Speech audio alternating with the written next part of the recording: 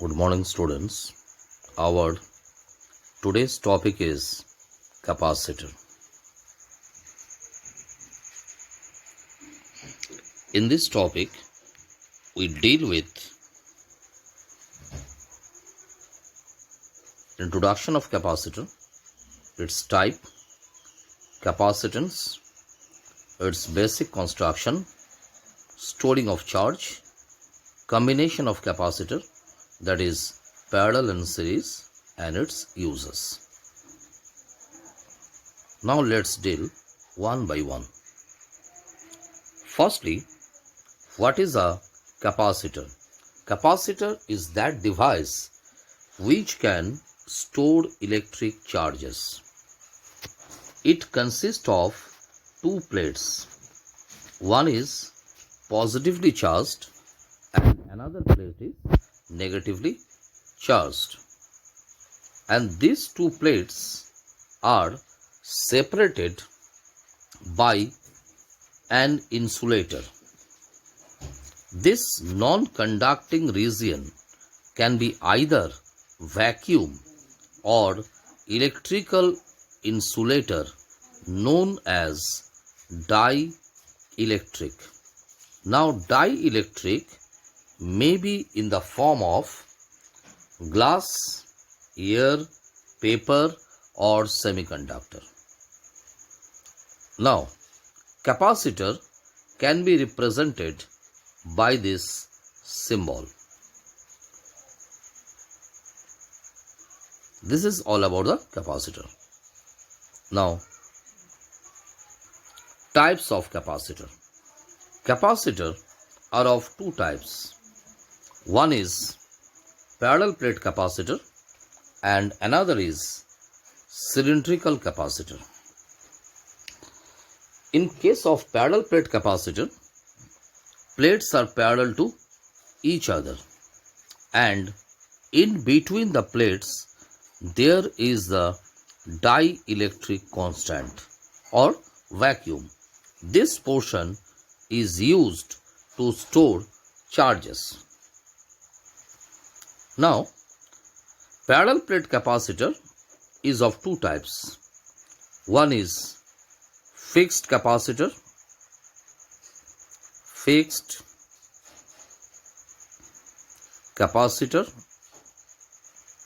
and another is variable capacitor.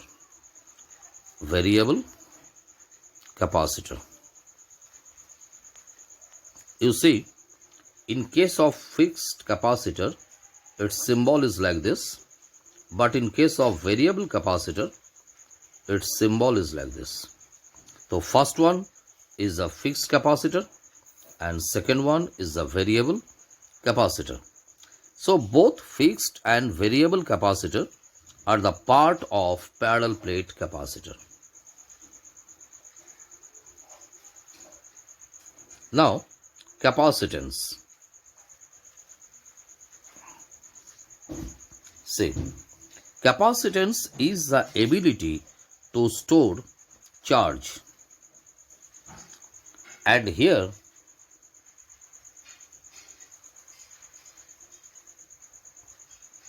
we know that charge stored Q, that is directly proportional to the voltage V or the potential difference.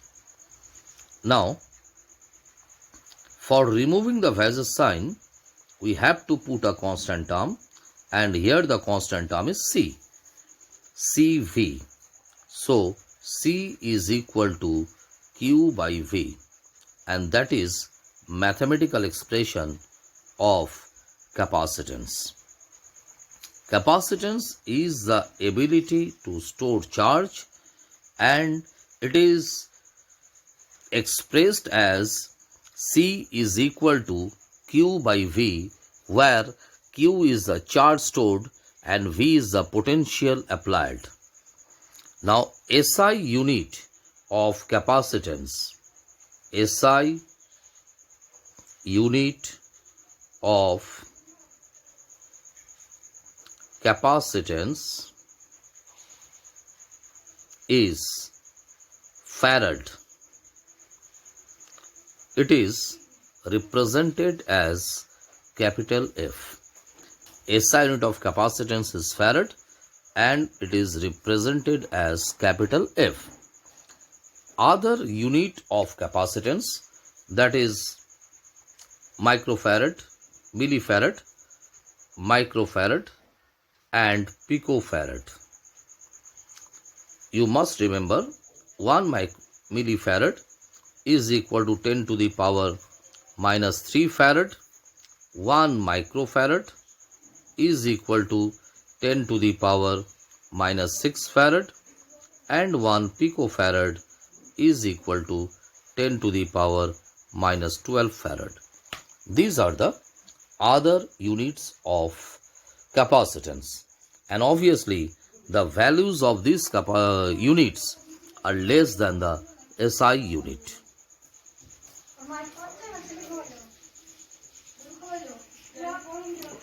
Now,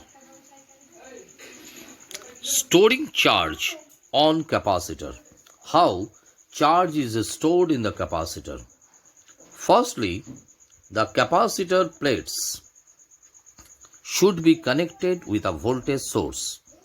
You see, the plates, positive plate and negative plate, they are connected with the positive terminal and the negative plate is connected to the negative terminal of the battery. Then what is happened? Positive charge start flowing towards one plate of capacitor and negative charge towards another plate. Now due to dielectric, charges start accumulating on the plate surface and obviously potential rises from zero. Now flow of charge stops when capacitor potential in the capacitor is same as the battery potential. When this happened, then flow of charge will stop. Okay, in this way storing of charge is done on capacitor. Now our next topic, that is combination of capacitance. Combination of capacitance are of two types. One is series combination and another is parallel combination. One is series combination and another is parallel combination. Now we want to know how this type of combinations are done and what will be their equivalent capacitance. Let's start one by one. First one is parallel combination. It is very important to know which capacitors are connected in series and which one is connected in parallel. For this, we have to remember one thing. In case of parallel capacitor, all the positive plates are connected to one end and all the negative plates are connected to another end. See this diagram, there are three capacitor plate, right? And all the positive terminals of the capacitor are connected to one end. Let us consider this end is A, and all the negative plates are connected to another end. Let us consider it is B. So if it is like so, means all the positive plates are connected to one ends and all the negative plates are connected to another ends, then we can say that capacitors are connected in parallel. And this is the way by which we can find whether the capacitors are connected in parallel or not. You keep one more thing in your mind, that is, if the capacitors are connected in parallel, then charge should be distributed. That means in all the three capacitors, different charges are there. So in first plate, let us consider it is Q1 charge is placed. In the second plate, it is Q2 charge. And in third plate, let us consider it is Q3 charge. Right? So charge is distributed. But since all the positive plates are connected at one end and all the negative plates are connected at another end, so all the three capacitors have the same potential. So in case of parallel combination, charge should be distributed but potential remains constant. Right? Now let us find the resultant or equivalent capacitance in parallel. See, first Q1 is equal to C1V, Q2 is equal to C2V, and Q3 is equal to C3V. Now adding these three equations, we get Q1 plus Q2 plus Q3. That should be equal to V into C1 plus C2 plus C3. Right? Q1 plus Q2 plus Q3 is the total charge Q. So that will be our first equation.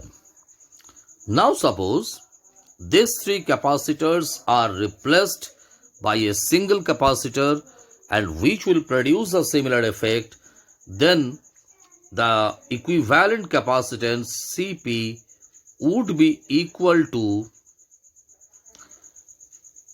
or you can say total charge Q would be equal to Cp into V, and we can say it as equation 2. So equation 2 must be equal to equation 1. So Cpv is equal to V into C1 plus C2 plus C3, right? VV cancelled out and ultimately we get Cp is equal to C1 plus C2 plus C3, right? Suppose there are n capacitor, then the equation will be like this: Cp is equal to C1 plus C2 plus C3 plus C4 and ultimately Cn. So equivalent capacitance is equal to the sum of the capacitance in all capacitors. That is equivalent capacitance in parallel combination, right? Now we have to deal with the parallel is done. We deal with the capacitors in series. Now you see, in case of series combination, charge is not distributed. Charge is not distributed. Means you see, this is the first capacitor, charge is plus Q and minus Q. This is a second capacitor, charge is also plus Q and minus Q. This is a third capacitor, charge is also plus Q and minus Q. Now what is the difference between series and parallel? Here you see the negative terminal of first capacitor is connected to the positive terminal of second capacitor, and in the same way negative terminal of second capacitor is connected to the positive terminal of the first capacitor, and so on. And here charge is not distributed. Charge is not distributed, right? So This is the one distinguishing feature from the parallel capacitor. And here the potential differences are different, right? So V1, potential difference for first capacitor, it is Q by C1. V2 is equal to Q by C2 and V3 is equal to Q by C3. Adding these three, we get V1 plus V2 plus V3, that is equal to Q common 1 by C1 plus 1 by C2 plus 1 by C3. V1 plus V2 plus V3 equal to V, right? And V can be written as Q by CS. Here CS is the equivalent capacitance, that is equal to Q into 1 by C1 plus 1 by C2 plus 1 by C3. Q cancel out. So the equation will be like this: 1 by CS equal to 1 by C1 plus 1 by C2 plus 1 by C3, right? Now if there are n capacitors, then 1 by CS equal to 1 by C1 plus 1 by C2 plus 1 by C3 plus 1 by C4 and ultimately plus 1 by Cn. In this way, we can find out the equivalent capacitance in series. Today is this much. In the next class, we will deal the uses of parallel plate capacitor and so on. Till then, goodbye.